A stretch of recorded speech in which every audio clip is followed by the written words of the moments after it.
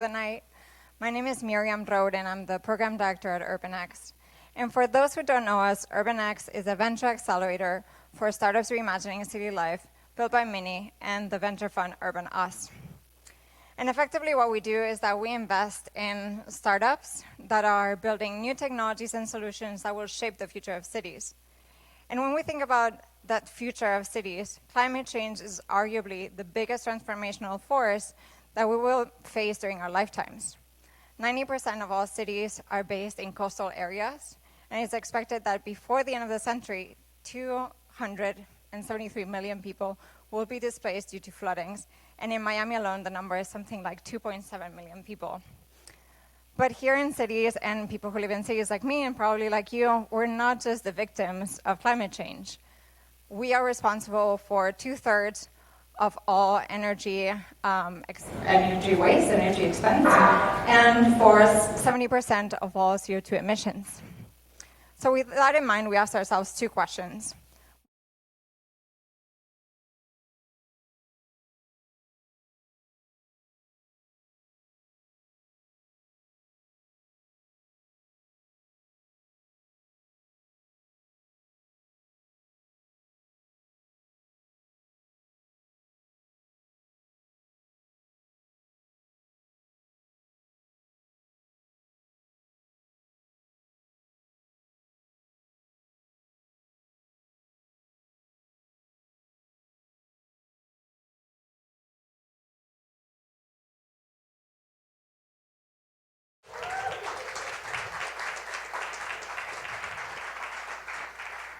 These companies are joining now a portfolio of 51 startups, but most importantly, they join what is now an impressive community of founders, all tackling different urban challenges.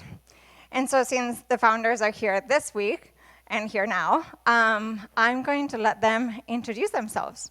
So with that, Warren, welcome to the stage.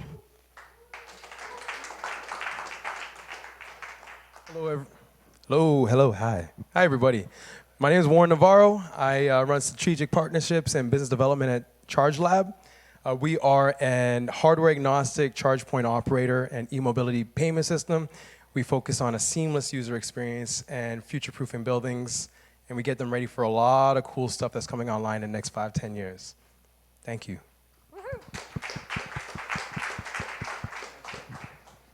Good evening, everybody. My name is Manik Suri. I'm the founder and CEO at CoInspect. We're a startup that builds cold chain and food waste management tools to ensure food safety and sustainability from farm to fork across the trillion-dollar food industry. Great to be here. Thanks. Good evening, everybody. My name is Olivier Lelanne. I'm the CEO and founder of EVA. We develop the world's largest landing, charging, and hosting station for drones. We were talking about floodings. We can help for emergency response. We can help to develop, to distribute healthcare and overall logistics. Thank you. Hello, everyone. Good evening. I'm Ariel, co-founder and CEO of Firmus, and we help construction companies learn from their historical mistakes and detect design and coordination issues during the design stage before construction starts. Thank you.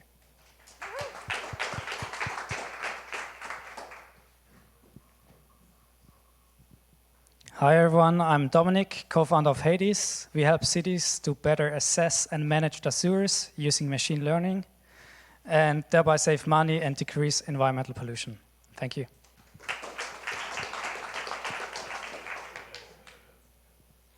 Good evening. My name is Cece Liu. I'm the CEO and co-founder of Metalmark Innovations. At Metalmark, we're turning toxic fumes into breathable air. So we've developed a novel nanostructure material to catalytically break down toxins in the air so that we can have clean air for everyone globally. So thank you.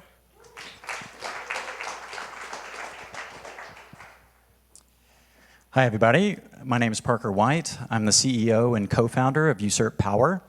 We automate finance for small commercial retrofits. Great. Thank you. So those are our 7 newest startups. Please meet them after the panel discussion. They'll probably be by the bar.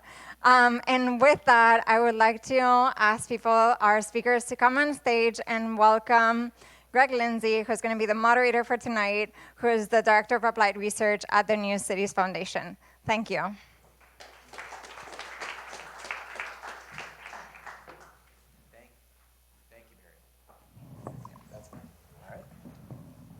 Do we have one at the end?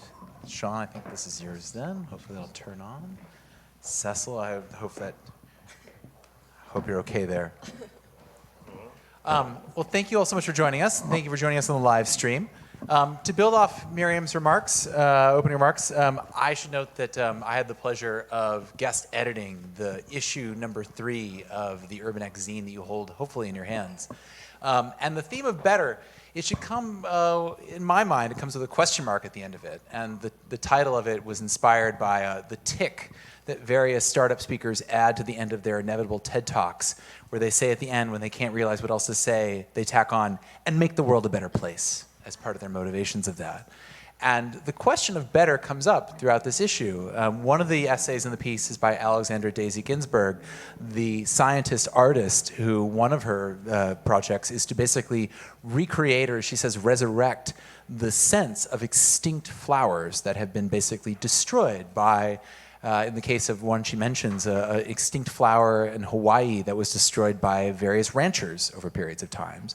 And she asked the question, is it a better world where we have the technological capability to resurrect or recreate the scent of a dead flower, or would it have been better to never have rendered it extinct at all? And she raises this question of, when we talk about making the world a better place, what is better? Who decides? Who better for whom? What are these questions that we need to interrogate in that?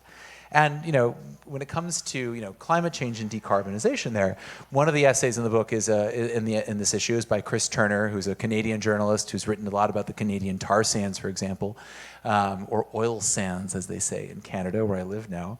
And he posits in his essay that the costs of, if we do nothing to address climate change, and we see accelerating temperature rise, the costs could exceed, he quotes one estimate of $16 trillion by century's end. And then as a way to sort of counter that, he quotes another estimate, which is, we could save generate $24 trillion by 2030 if we decarbonize the economy.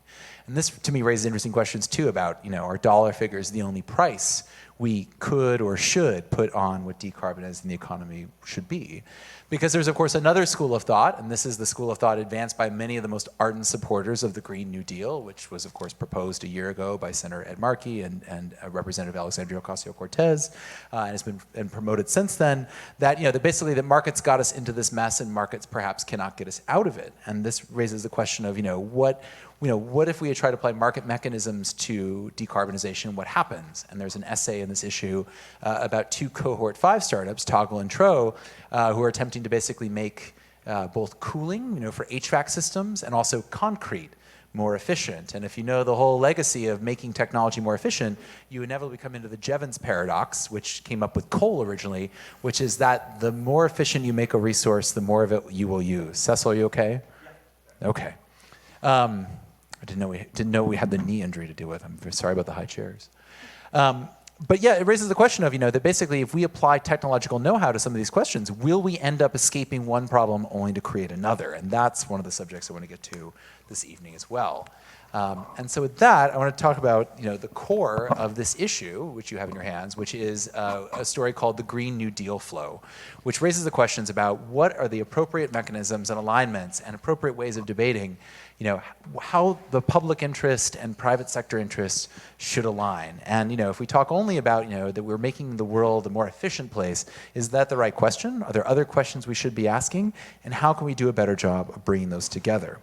And with that, I'd like to introduce our panelists for this evening, who are going to basically do a live action version of the roundtable discussion that you have in your printed pages.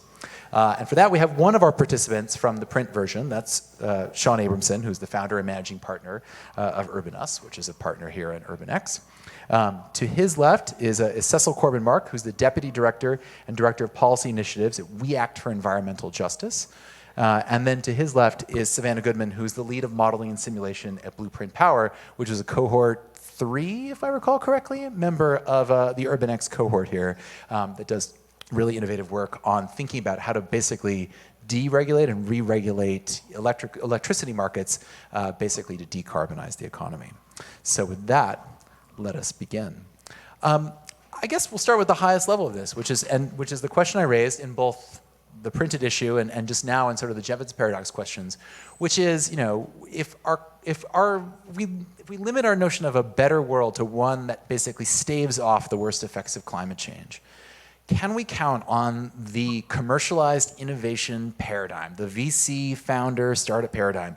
Is that, A, the best tool to achieve that end? And second, if we don't even agree that it's that, is it even a viable tool to achieve that? And given the tremendous amounts of financing and capitalization and public interest and political will needed to muster either the Green New Deal as it exists or the Green New Deal that Tom Friedman proposed 10 years ago in his version of the New York Times, et cetera.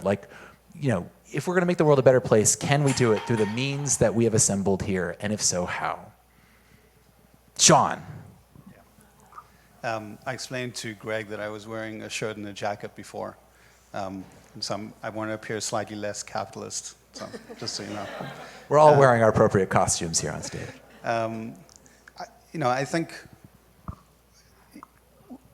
so we are VC and we have a portfolio approach because intellectually we don't know what's going to work, right? So we show up and we say we're going to have 20 or 30 investments in a fund.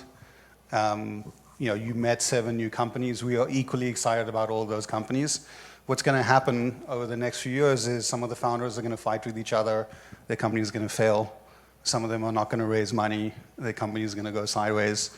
Maybe 1 or 2 will actually go on to have scale impact. Like they may get to 100 cities in 5 years, which is the way that we sort of think about high potential investments. And I think if you go sort of one level back, there isn't one way. You may be able to make some progress on policy locally, maybe federally one day, but I think we want to try everything. So I don't know if we'll end up having an impact on 2% of what the end solution lands up, or 20%. We obviously are going to try and make it 20%. But I think it's a big enough problem that you've got to do all of the above, right? And hope that the combination of things works. Well, going into that, what do you mean by all of the above there? I mean, let's delve more into that. So Green New Deal, I think you would hope, and maybe we just have to wait for enough population change, or we have to have people age out of voting for this to happen. But you would hope that people are going to make that self-interest means interest for the broadest possible group of people, right? Like we have the luxury of being in the US. I grew up in South Africa and in Zimbabwe. We don't understand the degree to which we've made life much harder for people in Africa already, right? It's convenient, because we just don't see it and we don't read about it. And so I think the better part has to be as inclusive as possible. I'm not optimistic we can actually do that, but that would be the sort of definition of better. And I think you need policy. Markets are not capable of thinking that broadly. They just don't have impact at that scale, I think. And so, I'll stop there. Response to that, building off of this. I mean, I'm curious. I mean, Savannah, your take on this. You're actually, so I should add, by the way, for the audience, if you haven't guessed it, like we're all sort of archetypes on the stage here. I mean, Sean is the capitalist in chief. I didn't know I was an archetype. You're archetype. Well, I'm kidding. Yeah, I know exactly. Sean is the capitalist in chief. Savannah is the capitalist in the trenches here, actually as a startup dealing with these issues, and then Cecil is basically the non-capitalist of the panel. You're my favorite, Cecil. I'm gonna give my jacket over to Sean. Yeah, see, he might need that. But I guess, I mean, let's hear from that. So we've heard this. I mean, Savannah, I'd like to hear your take next, where like, yes, you are trying to make the world a better place, but you're also trying to make money on this, and how do you reconcile those in your heart of hearts?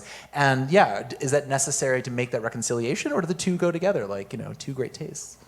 Yeah, I think it is a combination of both. So first and foremost, Blueprint is a company. We're trying to be successful, have successful business models, make money.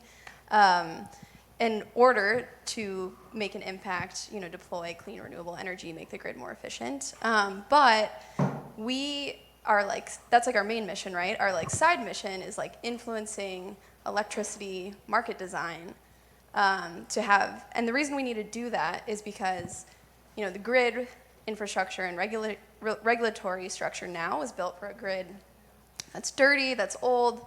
It's like a one-way grid. We're trying to make a two-way, clean, efficient, distributed grid. And we need public policy, we need regulators to restructure the regulatory environment so that our business model works.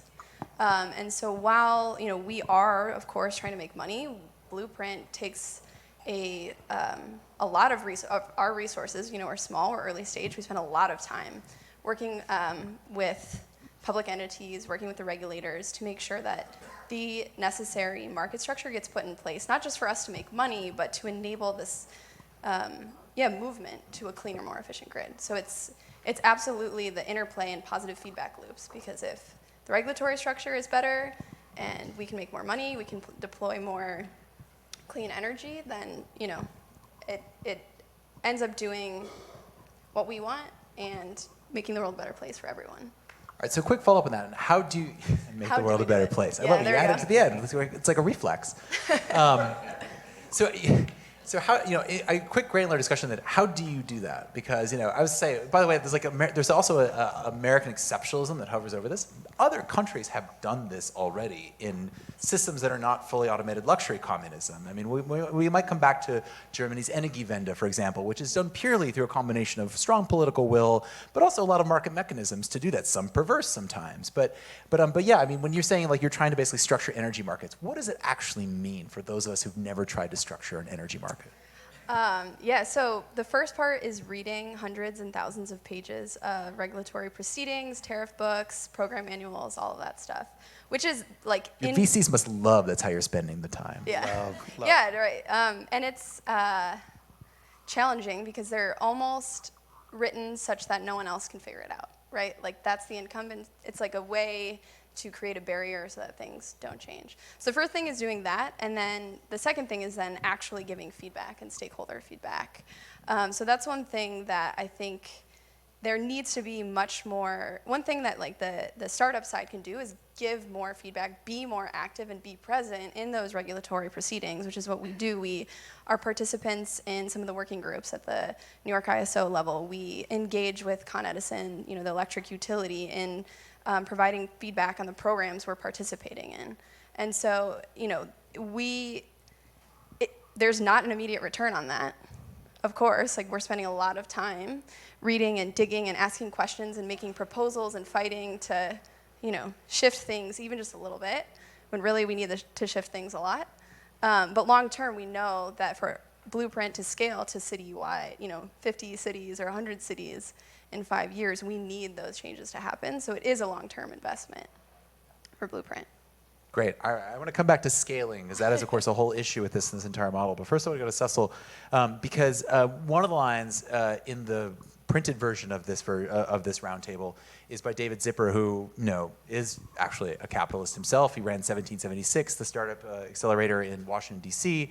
Now he's at Harvard Kennedy School. But he had a great line, a perceptive line, I think, about the Green New Deal, where he mentions that he sees it as a revolt against technocracy, sort of a revolt against this notion of, that if we just structure things the right way, then it'll all work out. And he has this great line, which I want to quote, the Green New Deal is built around justice rather than cost-benefit analysis. And Cecil, so I'd like you to pick up on this about, if we built a vision of a decarbonized future that's built around justice, will it look like this? Will it look like something different? Where do they align and where do they part on what these visions will be? Will it look like this? If this is sort of a setup where VC paradigms and market paradigms are what's driving the way in which things are structured, my answer to that will be no, it won't look like that, or it shouldn't. And I think, I guess I need to unpack that a little bit for the audience and basically say the reason that I come to a conclusion like that is to say that I'm out of a movement field of work. I work in the environmental justice movement. I work in the climate justice movement. And the paradigms around which that is built is in many ways immediately in tension with those paradigms. And I'll dive a little bit deeper there. So in the environmental justice field, one of the things that, one of the things that we believe is that in order for good policy to evolve, we've got to have greater say by those who are impacted by those policies. Our current sort of policy procedures and processes at this time don't allow for that in effective or scaled ways. And so when I think about the VC paradigm, I don't know where the public participatory process in terms of how decisions are made comes into play. I've not seen one. Maybe it's hiding somewhere. And you get to be a consumer participating in a marketplace. That's how you have a say. Well, in theory, that's the limit. That's a limit, right? And in many respects, that being the lever through participation in the marketplace sometimes can produce certain kinds of results, but for most times, we say make the world a better place, so I'll pick up on it too, right? I want to know where's the survey that's been done to basically say that's true, right? I think the way that we arrive at those particular decisions is essentially people construct that as a path for helping them get to what it is they want to do. And so I think that I also have to be clear that I'm not the anti-capitalist on the stage either, right? I obviously live in a capitalist society. I haven't chosen to move, and I don't think I'm moving anywhere. I love Harlem, so I'm not going anywhere, right? But I do think that I have a different take in terms of what above or all the above means, right? I do think that we come together under a system of governance, regulatory structures, and laws, and those things have to be sustained in order to keep protecting those who have the least ability to sort of structure what that future looks like. Until we continue to build the spaces and places where more democracy and participation is possible for those who are impacted by what we are putting in place. Yeah. Sean, could you respond to that? Because this is something where I think you'd find common ground on this, because you've criticized sort of VC in general, where the notion of they only see it as consumers, and that particularly when it comes to urban tech, you need to realize there are stakeholders outside of your immediate purview of customers. So is there a better way of mechanisms? I mean, when you're evaluating investments and when you've seen others evaluate investments, how do you change the metrics beyond pure shareholder returns, as the ghost of Milton Friedman would have wanted, into thinking about at least a little bit more holistically about this without doing full citizen participation in this? I mean, is there a middle ground between these two visions, or even the beginnings of a middle ground? Yeah, I think we deal in to some extent in science fiction, right? Like, as a tech investor, you are sort of buying into an idea that something else is possible, right? And that's a very difficult thing to get people to weigh in on, because it's imagined future, hopefully rooted in some basic physics, and you could agree on that. But the vast majority of people that should have a say don't know what that is. They don't know how it works. You couldn't have an intelligent discussion. And that includes policymakers and includes most investors, right? And so, our starting point is someone will come to us and say, I have a way to reduce, let's say, overall water consumption, right? So instead of us building out water infrastructure that's going to result in a bond issue and increased taxes, that is coupled to population expansion, I can decouple population expansion. The way I'm going to do that is I'm going to have something that turns on and off in someone's yard based on the weather. Now, if you go to a municipal water person and say, should we roll this out, instead of having very expensive water treatment, instead of laying bigger pipes, the first time that I saw that discussion, municipal water people looked at each other and said, no, like, nice job, seems interesting, we don't care. And so 6 years later, that same company went on Amazon, and they made this pitch to a bunch of consumers who said, hold on a second, if this is true, it will pay for itself in a year. And 6 years later, they've sold 650,000 units, and municipal water people are now coming to them and saying, oh, I don't need the same amount of infrastructure, because I see that 6 years later, this thing that was a fiction that I didn't understand 6 years ago actually works. And I think that's the really hard part. Like, a lot of, I think, interesting tech investing is about envisioning something that is not that clear.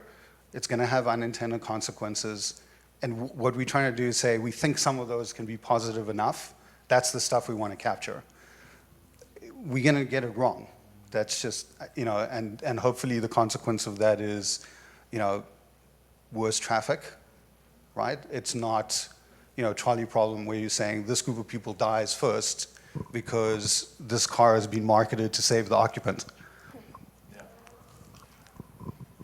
I guess, so there are a number of things that were embedded in what you said, right? One of which is the challenge of having the conversations in ways that are intelligible and help move processes forward.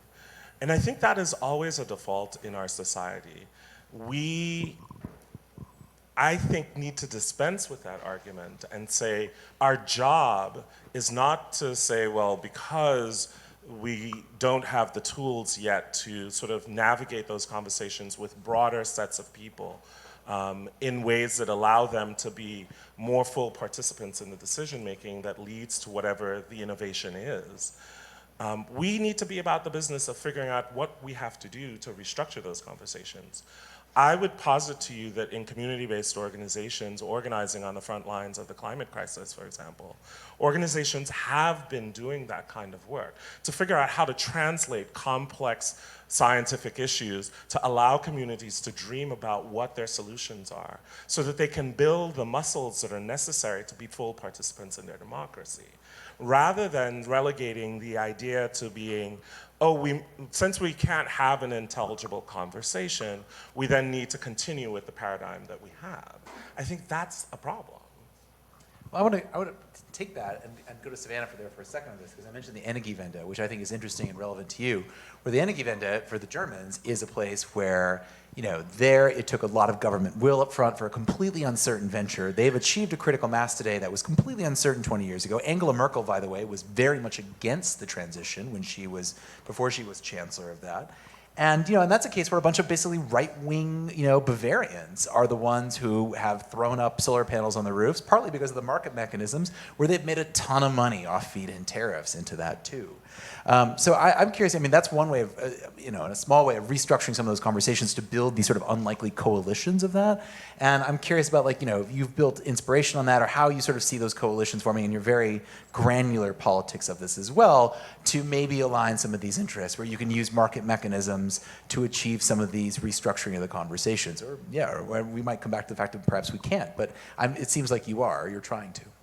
Yeah, I mean, I think one thing that Blueprint does really well, like in terms of coalitions, is getting the real estate. So this is like a little bit interesting, because the real estate coalition is not the type of coalitions you're necessarily talking about, but it is a big coalition in New York, and we can't ignore that.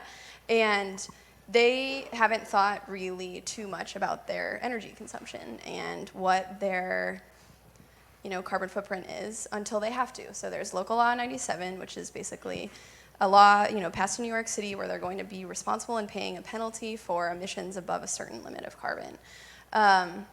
So it is a little bit of a stick approach, and maybe that's another thing for debate. But being able to, have, now we can, there's like that policy can enable us to have that conversation so much more intelligently and with much more focus and with much more emphasis with this new real estate coalition. And it doesn't have to be big real estate. We also work with affordable housing complexes who they might be exempt from certain laws, they may be not. They may benefit more though from certain like solar policies, there's additional incentives. And so making sure, we want to make sure that we fully understand all of the incentives, all the policies out there so that we can do this coalition building to get people to care, whether it is about carbon or paying a penalty, the end goal is still the same. And that is to deploy, distributed clean renewable energy.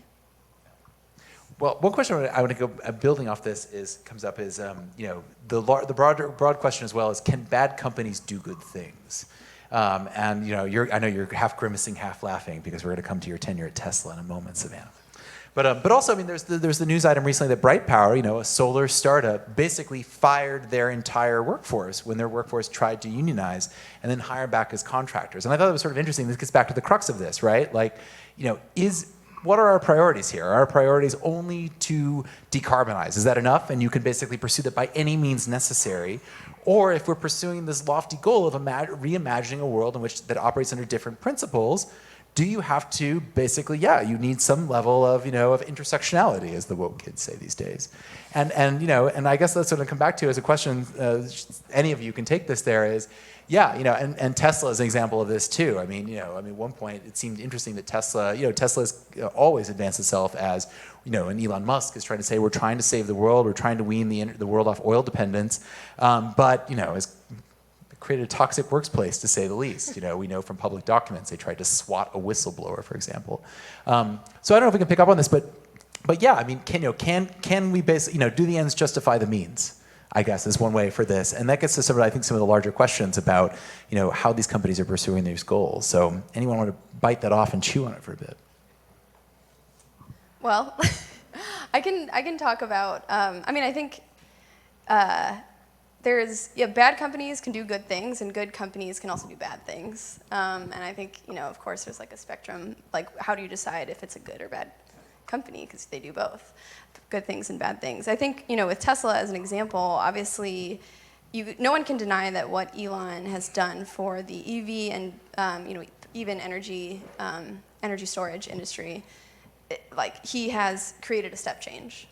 And so I think we can be grateful for that with being cognizant of the opportunity, the downside, which was terrible management, toxic company culture, sexism, unfair wages, terrible work, everything, the whole lot. And I think what we can do is, there's a reason Tesla has seen a lot of turnover and layoffs and lacks a lot of leadership, because the people who want to save the world, make it a better place, like me as a young person out of grad school, super excited to work there, realize that it's not worth it to enable, to be part of, to be a victim of that horrible and bad treatment. And that I can, I left Tesla to work for Blueprint so that I could make the world a better place in a more positive way, holistically. So that was one thing that was super important for me, was going to a female-led, culture, forward, very diverse and inclusive company. It wasn't just working for another energy company that's a startup. That was super crucial, and I think it's up to the individuals to, take that stance and say, hey, I'm not going to go work for the latest and greatest tech company and make a lot more money. I am going to, take a salary cut, move across the country, do whatever I have to do to, fight for making the world a better place, but also, equality and justice and everything. Yeah, well said.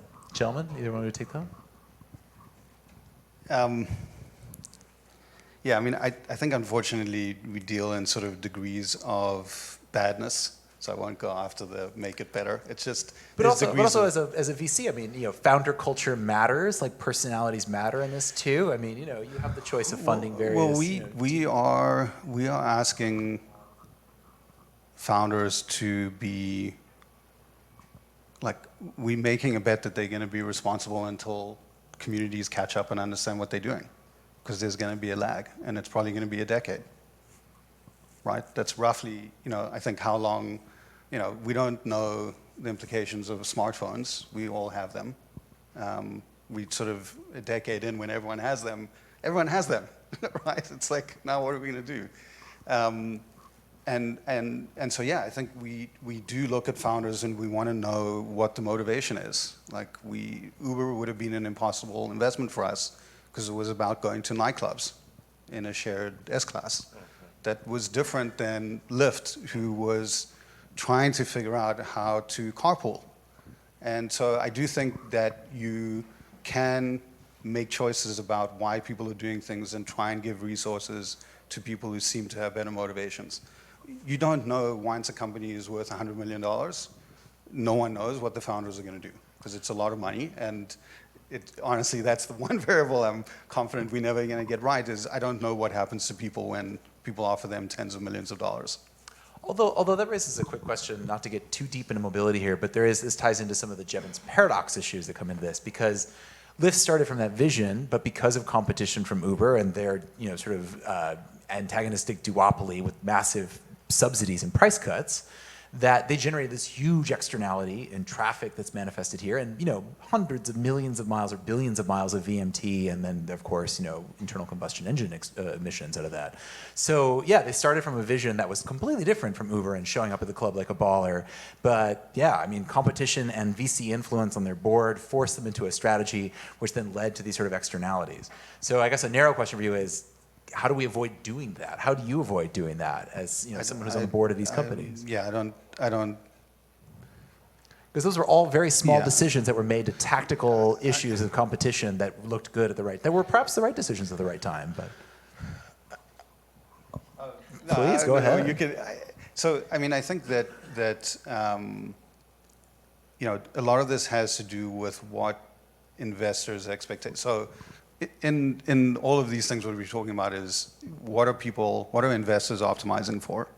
And if you are a responsible VC, most of your LPs, by the way, this could be your sort of local union pension fund, your teachers fund, are trying to optimize for absolute returns. Yes. And so, ironically, by the time they're done investing and trying to maximize for Uber, they have probably put some people out of business, they've caused traffic congestion, etc. But they're optimizing for a single thing. I think the best that you can do is ask that your LPs care about other things, right? I'll pivot that to Cecil then, because you're right, because you raise a great point, which is not planned. We can all point at Uber or anyone else and look at the Saudi money that's invested in them, but yes, CalPERS also raises some interesting questions, and yeah, these giant pension funds which fund these too. So Cecil, you want to pick up on that? I mean, I think that's where we have to go, right? I think the idea that only a single focus for the sort of startup of how this capital sort of enters into the world and what it does, and without sort of thinking about or trying to think through some more of the consequences and building certain kinds of expectations around what is to be done is the problem, right? I mean, I think of things like the evolution of B corporations, right? I think that's a model. Now, is it perfect? Probably not. I'm not the expert, right? But I understand what that means is that those corporations are responsible for other things other than a pure and simple return to those who invested in it. Those investments came as a result of broader public goods or commons that they used to move them forward. And so why aren't we going to a place more and more where we say, okay, great, we don't want a society where innovation is stifled. That's not what we want. But we want a society where innovation is tied to advancing broader sets of public goods than just returning money to those who invested in them. The reason you moved across the country, right, was because money is not the answer to everything.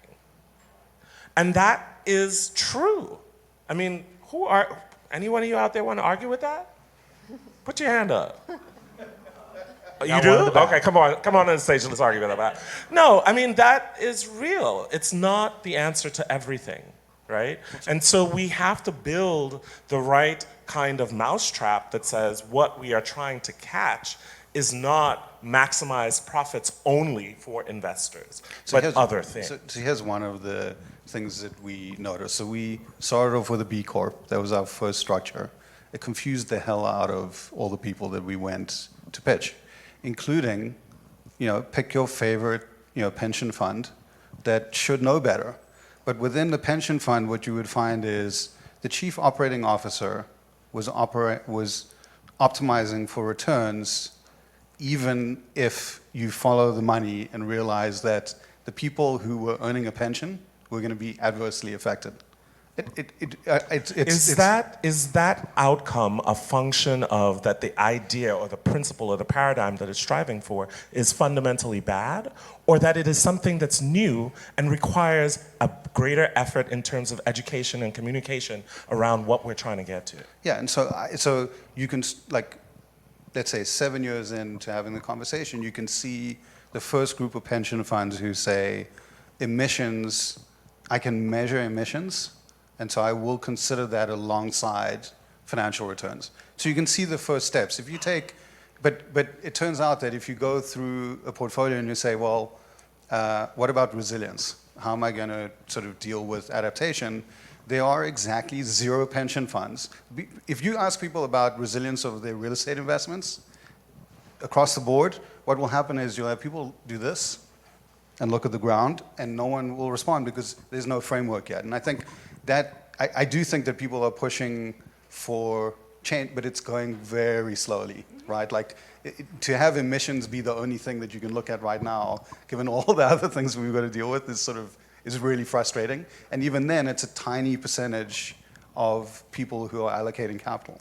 Well, I would bring Savannah back into this. She wants to get in and tie this together in a way. What exactly are the tools we should be thinking about then? Because you basically mentioned New York City's effective sort of carbon tax on buildings, but it is interesting that in the original Green New Deal resolution, there is no mention of a carbon tax. Again, coming back to that, where it's sort of a non-market-driven vision of how to reorient that. So, to my panelists, and we're going to open up the audience questions, and we'll have mics for those of you listening on the live stream. But other potential visions of what those measures should be to create this alignment of interest that go beyond pure brute force, financial incentives of this. Any other thoughts? I mean, you're digging through the crates looking for ideas. So what have you seen, Savannah?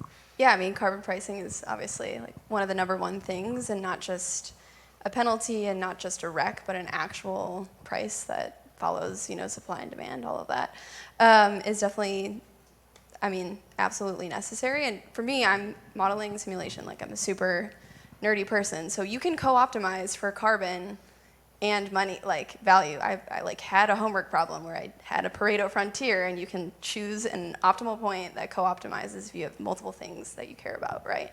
So that's a super technical way to think about, multi-objective optimization. But in reality, carbon is an important thing that is more measurable. But there's other things too that Blueprint looks like even just data security, data transparency and data security, which sound like they're opposites, but it's data transparency for those who own it. So yourself, the building owner, the people actually, consuming and therefore producing the data, and then making sure it's secure and that it's not, distributed and set off to wherever. And how do you measure the value of that? Maybe, the folks that we're working with care a lot about that because they want to, there's other ways they're thinking about that data, whether it's corporate sustainability or, other initiatives that they're doing across the field, making sure that we're listening to what else they're optimizing for. And oftentimes it's not just returns. They have a lot of problems, and we can find solutions for those problems and still kind of maintain, something above the hurdle rate for them to invest. I mean, I want to commiserate with both of my co-panelists here and say that the need for metrics as to how we measure progress around these things is critical. And yes, it's way too slow. Things like the Gini index and the Atkinson index are trying to measure other things that are important to a healthy and robust society, and I think they're beacons on the path, right? For me, in Greek rhetoric, there were two ways in which the ancient Greeks described time. One was chronos and one was kairos. And one was the actual chronological time that you could look at on the clock or the sundial or whatever they were looking at. And the other was really, what is the moment that we're in?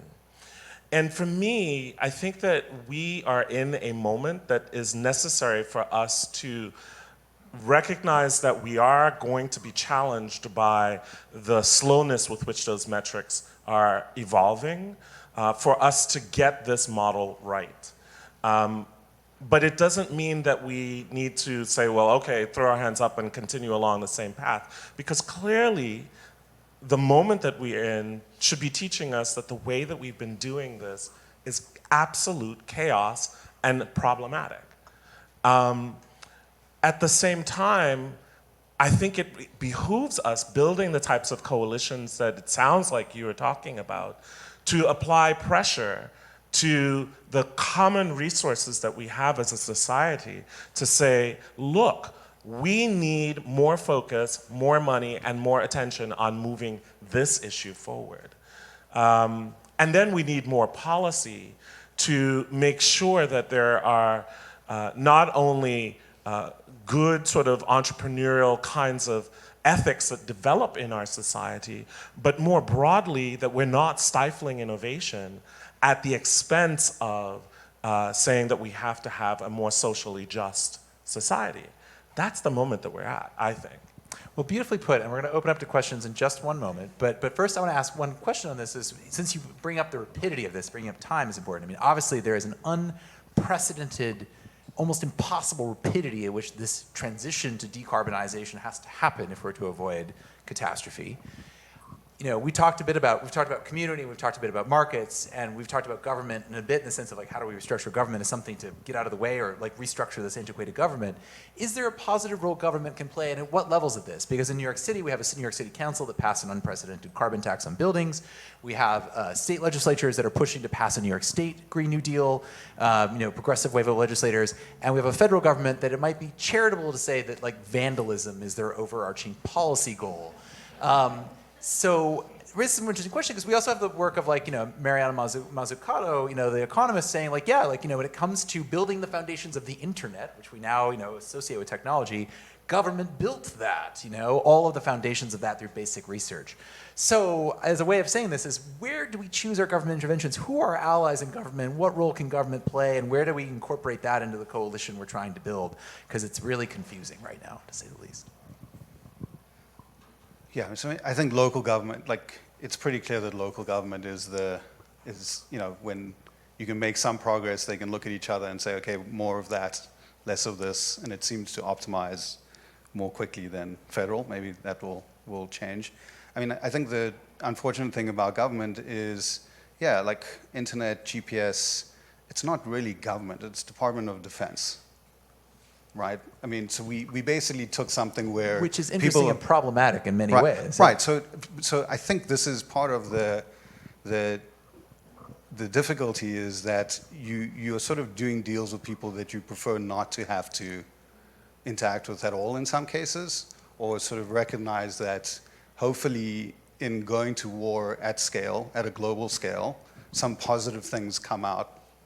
And that's sort of unfortunately, that is like, we have a lot of benefits that came out of something that fundamentally this is non-ideal. This is not how you want your kids to spend their time. It's not how you want researchers to spend their time. And I think that's the difficult part. I think that there are a lot of,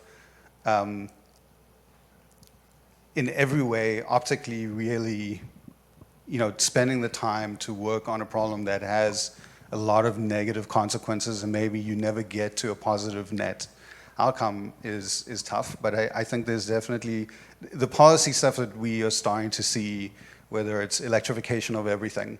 Those are things that people can understand. You can measure it, And is it optimal? It doesn't really matter if it's optimal, but you can go around and see, is this electric? Am I using natural gas? Do I want natural gas to be an interim? Should I allow expansion of natural gas? Simplifying this and just saying, no, let's be done with this and let's go to electric and assume we're going to have offshore wind and we're going to have an energy mix that's renewable. Those things look really positive. So I do think right now the stuff that's really working is change the rules, right? It is going to get more complicated because in changing the rules you have to strand assets. And in stranding assets, you're going to go back to our friends in the pension funds and people are going to get smaller pensions or potentially no pensions because their coal-fired plant isn't going to make it through the full 30 years. So it's messy, but I think what I love right now is I think the regulatory side in terms of saying, here are the rules, electrification is good, more of that, that's very promising. Although this is where I feel obliged to point out that the estimated cost of the Green New Deal, I've seen one estimate somewhere around $4 trillion, and America has spent $6.4 trillion on the forever wars and counting. So the money is there if we want to find it. I think the simple answer is that yes, there is a role for government, and I think part of it has to be in, as someone who played a pivotal and central role in the two pieces of legislation that you talked about, I know that it's about building a bigger tent and creating policies that allow people that see that when they talk about their needs, that they are realizing them through those policies. And so to do that, I think, requires us to build the kinds of coalitions with sometimes unusual partners. It may be that Savannah and I need to go have a drink, or Sean and I need to exchange jackets or something to be able to build those kinds of coalitions. But there is an absolute role for government, because without it, you see that the models, the paradigm, the VC paradigm, other types of market paradigms run along and do what they want to do for who they want to do it for. And that's not, at least in my vision of how we move forward, an effective way of continuing to do business, if you will. Sure. I can get a little energy nerd just for a moment. You've been holding back this whole time. Yeah. Go right ahead. So I'll get a little bit into the weeds. But yeah, I think there's absolutely a role for government. And I think I said in the beginning, especially in structuring the markets in an effective way that account not just for the system benefits, but also the business models needed to actually deploy the capital and renewable energy that's needed to actually make those system benefits possible. So in electricity, there's kind of transmission level markets and then distribution level markets.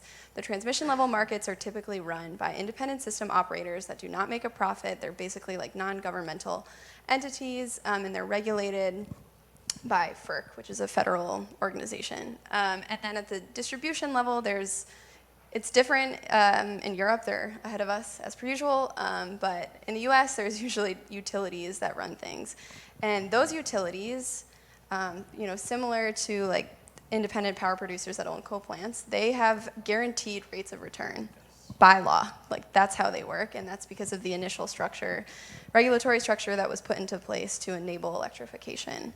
But that is a problem, because now they are incented to spend capital on transmission and distribution equipment and even procure their own generation, instead of facilitating the markets and enabling technology and competitive markets to get to the most efficient and cleanest grid.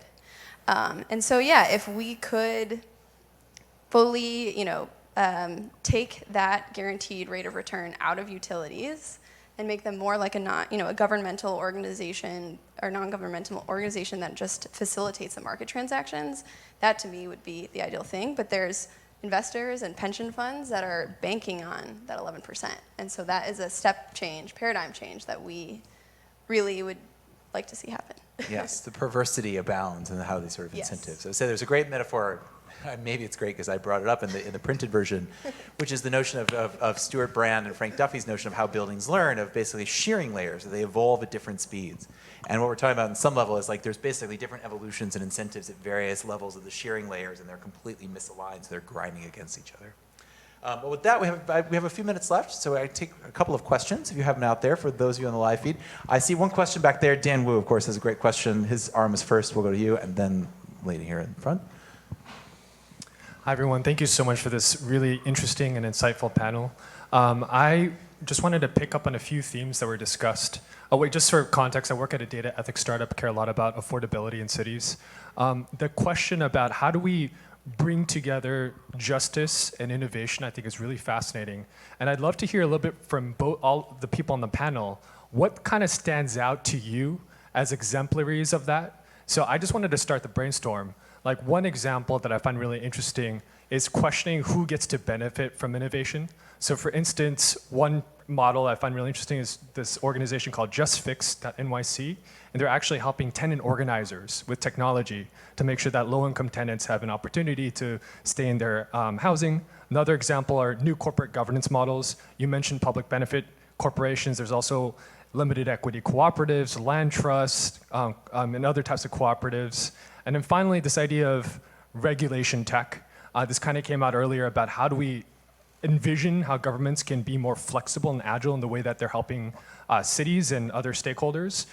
Governments like Estonia and Singapore are creating sandboxes and piloting systems so that these end user stakeholders like small businesses and startups can better understand how to navigate key regulations like data privacy regulation or public benefit corporation regulation. So I just want to start this brainstorm. Would love to hear a bit more about like what is exciting and sort of that balance between the two. Break off your favorite piece of that question and chew on it slightly.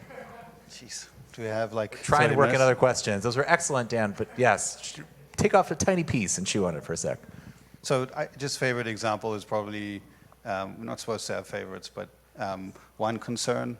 It started, as the sort of core idea was, let's get to the point where we can model at high resolution natural hazards, which is going to be very useful. And I think what's most interesting is it started off as sort of a reactive, like this is a tool for first responders to figure out which buildings are most at risk in an earthquake, and so I can route people instead of first out on in a sort of 911 type response. I can be more thoughtful about, okay, this is an aging population. This population has certain additional needs. But where it's landed up is it's getting rolled out at a national scale. Will probably be announced early next year for tens of millions of people. And the goal is, instead of being reactionary, try and predict where you're going to have the most risk. And I think for me, that's sort of the ultimate justice, is that you could model a whole country, figure out who has the most exposure to flood, and do something about it. Figure out who has the most exposure based on buildings or infrastructure to seismic activity. So that to me, and it does touch on reg tech, because it is going to inform pricing of risk and insurance. So those are the types of things that, it started off with two students doing a project to say, could I predict the outcome of seismic activity using machine learning? And it's setting up to be repricing of risk so that you can actually set policy and have lower risk for populations that would not otherwise have had a say in the current way that we price risk for natural hazards. So Let's try to squeeze in two more questions. You had a question here in front? Yeah. Shout out, the mic's coming to you, but if you want to get started, here it comes.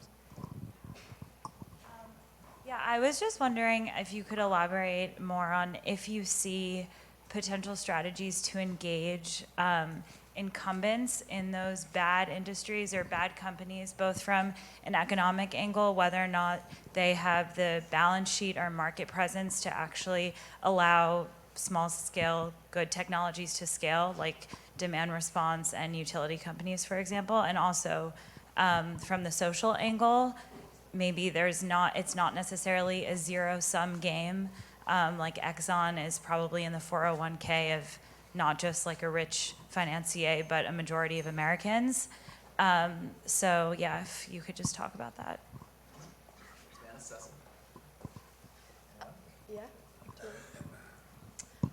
Yeah, I mean, I think, oh, sorry, I just lost my train of thought. But with the demand response programs engaging kind of regulators, I think one really tricky part is a lot of the utilities, are regulated by regulators, and a lot of the folks who are regulators used to be working at utilities, and vice versa. So you get this, in terms of coalition, it's actually a very exclusive and not inclusive coalition. And I think it's it's difficult because like Governor Cuomo has all these like very large energy storage and renewable energy goals, and then there's the PSC and the utilities who are like having these other rules, and clearly the right hand isn't talking to the left because the market structure in place is not. It's like we're not gonna get there. Like New York City alone is supposed to have 300 megawatts of energy storage, and there's like very few batteries installed, mostly actually because of fire regulation. So like, how are we gonna get there? So there is this, like, it does go back to, I think, coalition building, which is difficult, but it takes time and people spending the time doing the regulatory work, doing the research, and actually saying, oh, yes, this maybe isn't the most like direct use of VC money for returns, but I absolutely need to build this coalition between the real estate, the regulators, the utility, the mayor's office, the governor's office, the communities, in order to actually make this happen. A lot of it is like herding cats, unfortunately, but like we're working in the trenches, we're doing it. It happens at this, we're moving forward at the speed of trust. And that's really the issue, right? And building those kinds of networks is how we're actually going to advance our society, in my view. We have time for one last question. This side of the room, here in front. Yeah. Oh, sorry, he's already got a mic. Go ahead. Right. Go ahead. I'll make it quick. Yeah, this question's mostly for Greg, but anybody can answer it. Greg, you mentioned a couple times that the Green New Deal doesn't make economic sense, and I just kind of want to dig into that a little bit. So my understanding of the Green New Deal is that it essentially replaces old, depreciated, dirty, energy-generating assets with new, clean ones. It does that. In some cases, it accelerates the retirements of the dirty, energy-generating assets, and it invests heavily in workforce training to ensure that we have a labor market that can service those. I spent a lot of time on Wall Street raising money for renewable energy projects. I lead digital strategy for utilities that are developing smart grids so they can onboard distributed energy resources. I do a lot of financial analysis and business cases in this space. And according to the Lazard levelized cost of energy, which is the authority on Wall Street for the unitized costs of all-in costs of energy, wind is by far the cheapest unsubsidized cost of energy, and solar is second. Thin film solar actually passed natural gas as the second cheapest form of energy. So historically, government has constantly replaced old, inefficient assets with newer, more efficient ones. And I'm trying to understand why that doesn't make sense in this case. Because you don't have, it's not like you have a $4 trillion price tag for clean energy and $0 to replace old, depreciated, dirty assets, with more dirty, newer assets. It's not $4 trillion versus $0. It's $4 trillion plus a huge price tag on the other side. So I'm just trying to understand why. Forget climate change for a second. Let's just say that it really is a myth. Why doesn't this make economic sense? I'll punt this. No one's actually telling me it doesn't make economic sense. And we'll punt this to my panelists so they want to expand upon this. To me, it's more interesting that the Green New Deal resolution, narrowly advanced by Senator Markey and Representative Ocasio-Cortez, it's rooted in a different vision of it. If you look into the resolution, which is quite sketchy and leaves out big chunks. I'm a mobility person, and we're here at BMW Mini, and there's almost nothing about land use and mobility in it. It's advanced from a different set of principles, and it's advanced from a different set of vision. And that to me is interesting because it doesn't start from market premises of starting from that. It starts from advancing from a whole different line of thought. And that I think is, I think it's interesting and novel because we just take it for granted that, that basically market mechanisms are best and that we should basically figure out how to make the markets most efficient. We debate that. It advanced a completely different line of thinking of this. And that came up, David Zipper in the discussion here brought it up in the printed one, and we have that up here as well. And I don't know if our panelists can take it from there. So I think it makes a lot of sense. And I think for all the reasons you pointed out, and therefore you get into ideology about, the ideology that's truly nonsensical is the ideology opposing it. But it is interesting to see a line of political thinking that doesn't just simply come out of, well, this is what markets want and this is what technology wants, to quote Kevin Kelly. This is what people want, or this is the kind of vision of social justice that we want. But I don't know if anyone else wants to take it. It's odd to have a question with the moderator, so thanks. I feel privileged there. I obviously think that the vision out of which the Green New Deal comes from is one that I support. But I, too, I'm not the sort of financial expert that you are, right? But I totally get and understand the idea that our economy has turned over in different ways by taking sort of old engines, if you will, and discarding them and putting in place new ones. That's essentially the premise that you were talking about. And I get that. And I feel as though the reason that the arguments come and say, well, we can't do this or we don't pay for this, is because there are entrenched interests that don't want to do that kind of work to make that transition. And to those, I say, okay, well, let some others figure out how to become the new economic interest, broaden that pie, open those doors, and bring others in. I mean, in my organization, we've taken the people that we trained to install solar panels, and we're working to create a cooperative with them so that they become sort of the new sort of economic masters of the green new economy. It's a different vision. And I think that there are just folks who don't want to do that for obvious reasons. But I want to talk to you more because it's clear that you have some numbers that I need to be using in the waging of the fight. So I appreciate that. All right, and so with that, can I get a round of applause for our panelists?